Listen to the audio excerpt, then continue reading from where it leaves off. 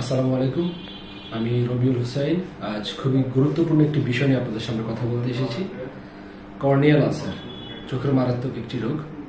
Cornea হচ্ছে আমাদের চোখের সামনের স্বচ্ছ অংশ, যেটাকে আমরা কালো রাজা অথবা মণি হিসেবে চিনি।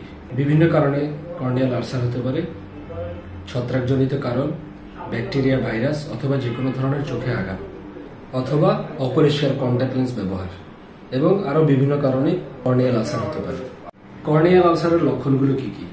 চোখে তীব্র ব্যথা হওয়া, লালচে ভাব, চোখ দিয়ে পানি পড়া, চোখে ঝাপসা দেখা অথবা আলো সহ্য করতে না পারা ইত্যাদি। বিশেষ করে ধান কাটার মৌসুমে আমরা এই ধরনের রোগী বেশি ডিল করে থাকি।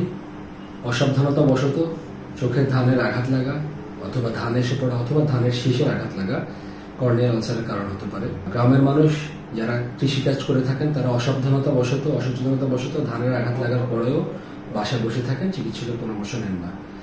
এতে করে আপনার চোখের মারাত্মক ক্ষতি হতে পারে এবং চোখে অন্ধত্ব চলে আসতে পারে।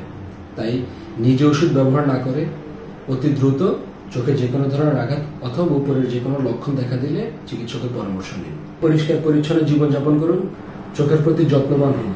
মনে রাখবেন, চোখ একবার নষ্ট হয়ে গেলে কিন্তু ফেরানো কঠিন। আসসালামু আলাইকুম।